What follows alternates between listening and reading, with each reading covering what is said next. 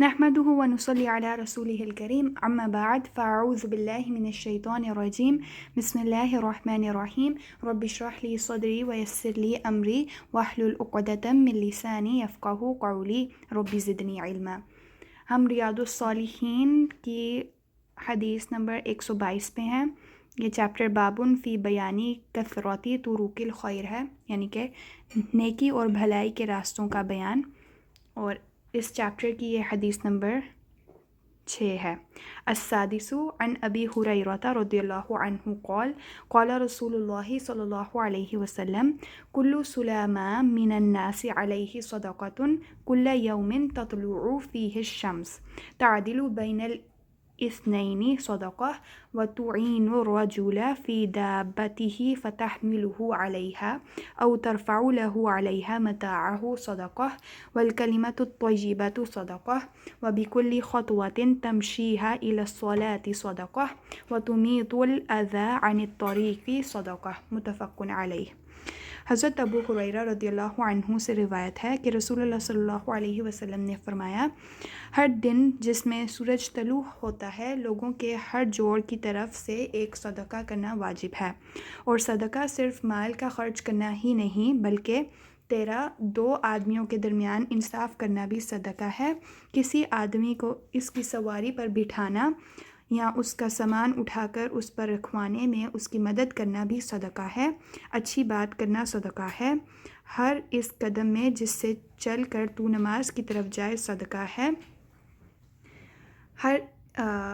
راستے سے تکلیف دہ چیز کا ہٹانا بھی صدقہ ہے، بخاری اور مسلم۔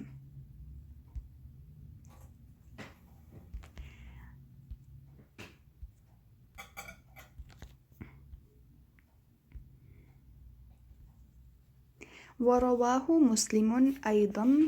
من رواية عائشة رضي الله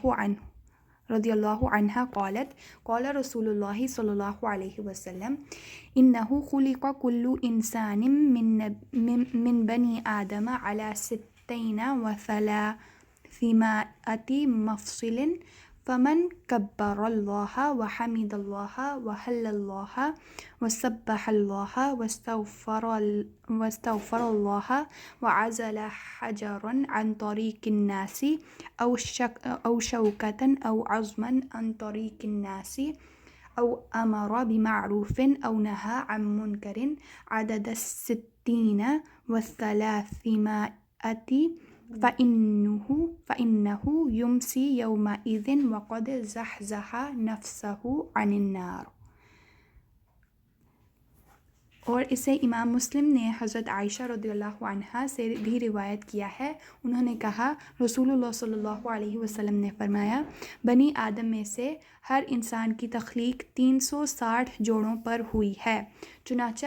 جس نے اللہ اکبر کہا، الحمدللہ کہا، لا الہ الا اللہ کہا، سبحان اللہ کہا، استغفر اللہ کہا، راستے سے کوئی پتھر ہٹایا یا کوئی کانٹا یا ہڈی راستے سے دور کر دی یا کسی نیکی کا حکم دیا یا کسی برائی سے روکا، 360 کی تعداد میں وہ مذکورہ کام کرے تو وہ اس دن اس حالت میں شام کرتا ہے کہ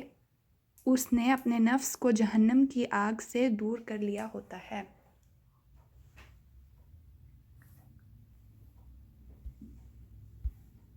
اس کے